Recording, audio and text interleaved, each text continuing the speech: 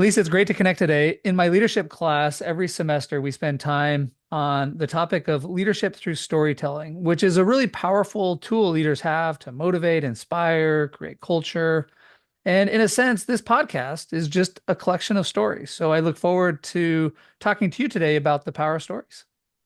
I look forward to talking about it because I would take what you just said and I would modify it slightly and say it is the only tool that you've got in order to convince anybody of anything, persuade anybody, or even to have them in any way, shape, or form understand what it is that you're trying to persuade them to do or ask them to do. Years ago, I might have heard that statement and thought, "Whoa, that's a little extreme." Now that I teach it, I think you're 100% spot on. It is the tool to persuade. Yeah, I mean, it's because we are, we're wired for story, as I'm fond of saying.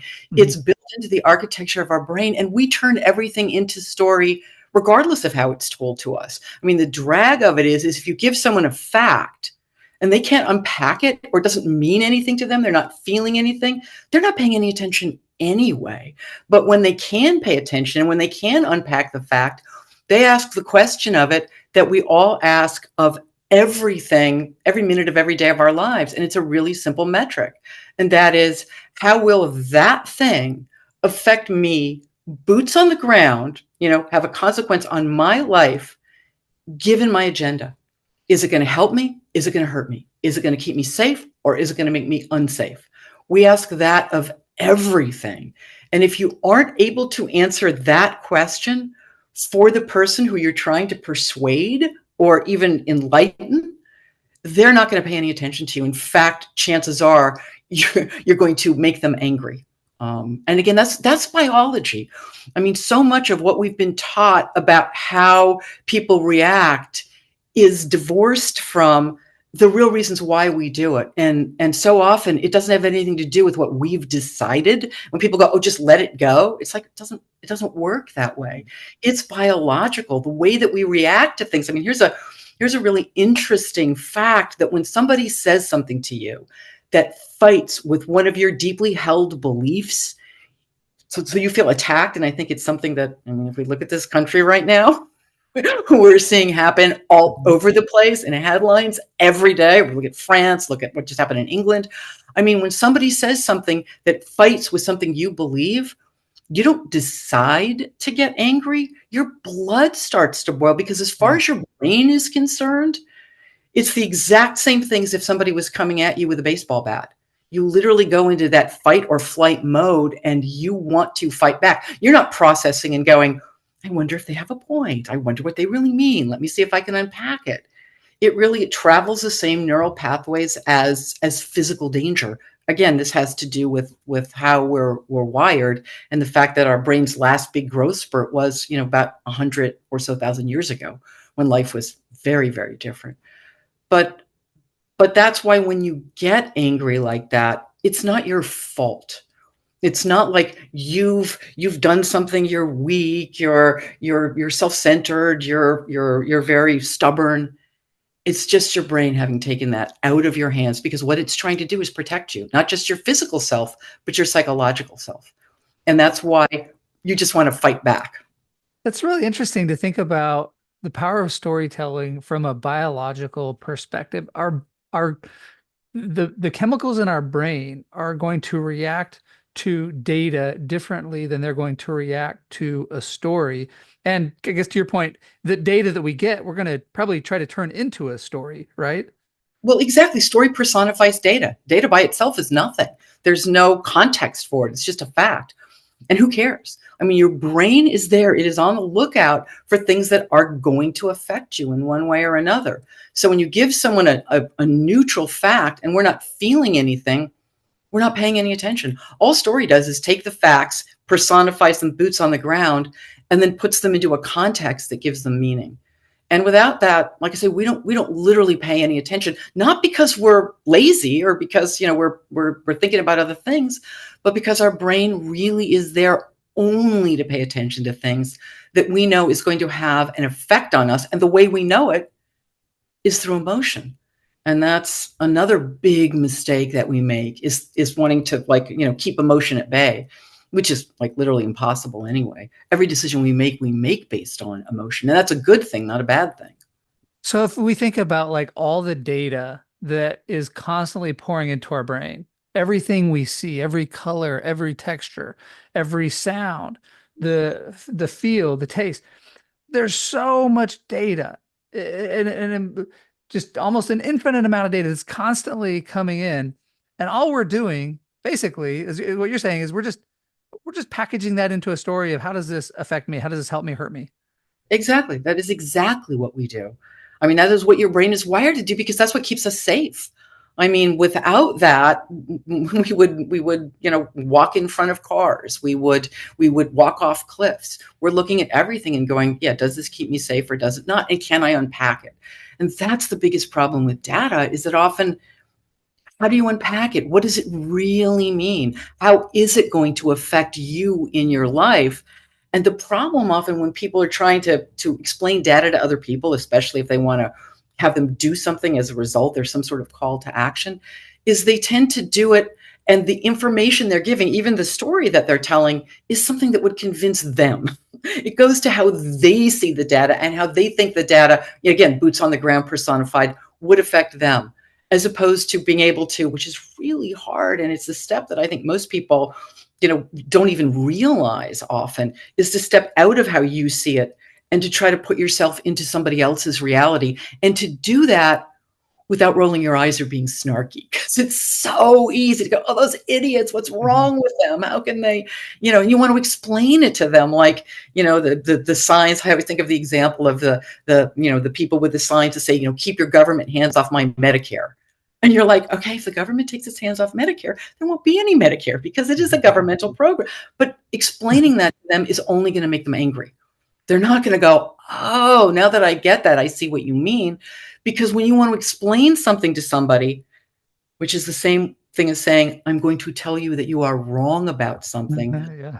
immediately they're like, oh, yeah, how dare you say that? And again, that fighting response comes up. I mean, fun fact, when somebody says something that goes against one of your deeply held beliefs, blood rushes to your thighs in case you need to make a quick getaway because your brain is trying to protect you. Wow, very interesting. Okay, so I'm convinced storytelling, the power of storytelling is it is the tool we have to persuade others. And basically all the data we get is our brain is just using that to create stories to help us survive, to thrive. So if we want to use stories to connect with others, persuade others, what are the like how do we tell good stories and what mistakes do people commonly make? I mean, the biggest mistake that people make is, well, there are three big mistakes. One is what we were just talking about. I mean, literally, before you get to that, you have to be able to put yourself into the other person's mindset, especially if you're trying to convince them to do something, because you want to figure out why they're not already doing it and why it would matter to them in their opinion, as opposed to in yours. But once you've got that, I mean, the big mistakes that people make about story is that they think story's about something that happens. In the writing world, we'd say it's about the plot. And story's not about the plot. Story's not external. It's internal. It's about an internal change. As I'm fond of saying, the smallest nutshell that you can put a story in is a story is about how somebody deals with a problem they can't avoid and how something in their belief system has to shift in order for them to solve the problem or see it as something very different than they thought it was to begin with, or often both. It's internal, not external, which means that when you're telling a story, especially if you're using yourself as an example, which people often do, and this is where they make huge mistakes, you have to allow yourself to be vulnerable, because that's what pulls people in. And to be vulnerable means there's a difference between what you're saying outside and what you're thinking on the inside. In other words, you're showing people that you've made a mistake. Because if the whole point of a story is something in your belief system has to shift, it means that the way that you were looking at it, let's face it, was, to use a word that has a ton of baggage, wrong. And you have to be willing to do that. And that's the part that goes missing. People tell stories and it's just this happened, that happened, that happened. We don't come to see an external change. We come to see the internal change. And that means we have to, as I'm fond of saying, we have to see the penny drop. We have to know what happened in terms of the subjective logic that the storyteller is using, or the main character is using, if it's, not about them. Or often, I mean, the main character in the story is the audience themselves, right? The main character represents them. But yeah, we have to see that penny drop. We have to understand why they went from believing one thing to believing something else. And that often goes missing. So it's like if there's no vulnerability, if there's no change, then it's just like we're just sharing data. Right, because we have to feel something. I mean, all story, like all life, is emotion based. If you couldn't feel and process emotion, you couldn't make a single rational decision. I mean, we tend to think, what were we all told? Like, when you want to make a decision, take all the facts, all the figures, all the data, and analyze it dispassionately, in the cold light of objective reason. And what do they always say? Keep emotion at bay, because emotion is that irascible scamp that's going to come in and cloud your judgment, and you'll make a bad decision. And that's a great model. It's a great model because it makes us feel so safe. It makes us feel so secure. The problem is it's not true. We don't make decisions based on our rational analysis of the situation. We make decisions based on how it makes us feel, because we have been sold a bill of goods about what emotion is for, I don't know, 2,000 years, ever since Plato, bless his heart, which I mean in the purely Southern sense, because he was wrong. There's logic over here and emotion over here, and logic is what we got to pay attention to. And emotion is just this like vague kind of cloud of mold that's going to come in, and its sole goal is to subvert reason.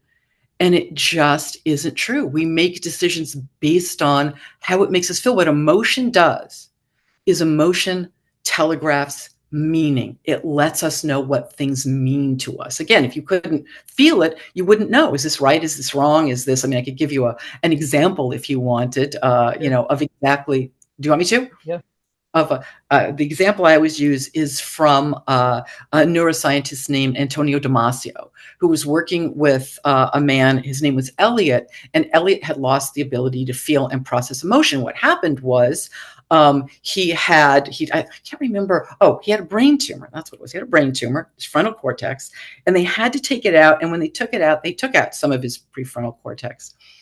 And he survived. He was fine, physically hale and hearty. But when he came home from the hospital, he wasn't himself anymore. He lost his job. He lost his family. He was at home living in his parents' basement. He was about to be cut off from disability. Government was about to cut him off because they thought, you're a malingerer, dude. You were like really super successful. And now you're just, playing video games in the basement. What the hell's going on? So Damasio was brought in, and he gave him a battery of tests. And again, what he discovered is that he'd lost the ability to feel and process emotion. Now, keep in mind, he's still tested, talking about data, he's still tested in the 97th percentile in intelligence. He could enumerate any series of solutions to any problem you could pitch at him. He just couldn't pick one. He'd go out for lunch, and he'd look at menus, and he never went in anywhere because he didn't know what he felt like eating. It comes back to how you feel. All emotion does is let you know what matters to you. That's why I can't stand the word emotional, which seems to have subsumed all notion of emotion and is looked at as something negative. And it's not. We have to feel it. If we don't feel it, we don't pay attention to it. That's that part of the brain we were talking about before that's always on the lookout for things that might either harm us or, make us $1 million. If those two things aren't brought up, we're not going to pay attention. So maybe last question then. You think a lot about telling stories. You're a writer. You teach people how to write. What's the hardest thing about telling a good story? The hardest thing about telling a good story is just what we've been talking about, because writers do the same thing. Writers will start writing, and they think, partly because of what the writing world has taught them, and partly because it feels intuitive, that you start on page 1 and you write all the way through. But page 1 is actually the first page of the second half of the story, because that character, say the main character in a story, walks in with a way that they're looking at the world, what they want, the way they're reading meaning in the world, it's already fully developed. What they want, what they're in the middle of, the problem that they're suffering with. Think about all of our lives, right? Whatever we want for the next year, the next month, it's not like we're going to wake up tomorrow morning a blank slate and make that up. Everything we do, everything we believe comes from one place and one place only. And that's what our past experiences taught us. And the biggest problem writers have is they don't do that first. They don't go into the head of the character as they are struggling with what to do. It's like, I once had a student at UCLA who said, she said, I know on the surface I look really put together. She really did. She said, but inside, I'm a raging mess, and I'm trying to keep all of you from seeing it. Stories about the raging mess, and it always comes from before. And that's where people make mistakes. They think that stories about a plot, so it's rip-roaring things that happen, which are totally boring unless we're in someone's head and they are experiencing it based on what matters to them and what doesn't, or this versus that. Otherwise, and the other thing, the problem that writers have is they think it's about language. They think it's about, beautiful writing, great metaphors, good sentences, good paragraphs. Who cares? That word wordsmith makes me throw up a little bit in my mouth. I can't stand the word because it's not about that. Words are empty, right? Words are just sounds, or if you're doing you're deaf, the what am I trying to say? Hand signals, or squiggles on a page. They're nothing.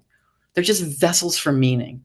Yeah. And you got to get the meaning first. And you got to get what it means to the person who you're trying to convince or who you want to pay attention. Because you're not trying to give data for the sake of data. What difference does it make? You're giving people data because you want them to do something. You want them to read a particular meaning into it. And one of the big problems we have is we tend to assume that the meaning is inherent in the data, and it's not. The meaning comes from us. It's a subjective meaning we read into the data. And if you don't know what subjective meaning they're going to read into it, it's not going to work. Yeah, it's so interesting. It's not about us, but there is an element like we have to share about ourselves, or we share some vulnerability, but all with the, I guess thinking about this from a leader's perspective, it's all with the intent to help people figure out how that story affects them. Yeah. Yeah. And what, I mean, there's so much work to be done if in terms of leadership, right? In terms of getting people to do things before you create whatever the story is going to be. Because again, if you don't know why it matters to them, what difference does it make? You're going to tell some story. I mean, that's how we end up with so many, let's face it, a lot of leadership stories are humble brags. Humble brag never goes over well. They can see what you're doing. But if you admit to something that surprises them that they don't think you're going to admit to, that gets people's attention, and it makes them feel like you trust them. It makes them feel like they can see you and you're not lording something over them. I mean, what makes a character likable, writers make this mistake all the time. What makes a character likable isn't, they never do anything in polite society that would make anybody feel uncomfortable, because let's face it, we don't actually like those people. It's that they're willing to be vulnerable, because true connection comes from vulnerability. If you're not willing to be vulnerable, why would they trust you? I wouldn't trust a person who couldn't be vulnerable with me. So I was just interviewing General Casey, a 4-star general who oversaw the military operations in Iraq. And he said when he was younger as a leader, he would often, try to have all the answers. And the older he got, the more he would say, I don't know. And it was just, people would look at him like, well, what do you mean you don't know? Like, if you don't know, who does know? But he was just, and I was impressed with him in the interview because he was a great storyteller. And that was, surprising when he said that he would often say that, but he's admitting vulnerability. And of course, like, nobody knows. We got to figure this out. And of course he's going to work and he's going to figure it out to the best he can. But, there was that, I think it's interesting that he was vulnerable and he was a great storyteller. Exactly. Well, yeah, I mean, vulnerable people often are the best storytellers because they can go in and they can see the part that other people are afraid to look at or afraid to admit to. So yeah, no, I totally see what you mean. I mean, I know I'll often say, if somebody asks me my opinion or something, I'll say, well, here's what I think, but I'm not really entitled to an opinion on it because I don't have a PhD in it. And there's so many levels and layers beneath, do you think this is right or wrong, especially these days, that, I mean, so often think of all of the podcasts out there where it's like, you thought this was one thing and we're going to give you the real facts and you're going to realize it is the exact opposite of what it's always been presented as. And yeah, it's because, going deeper. but then we're sort of wired to want to take the surface because it makes us feel safe. If it's a surface easy thing, that's why when people go, why are people so easily bamboozled, or with some sort of a meme or some small thing. And it's because, we're wired for lie and run.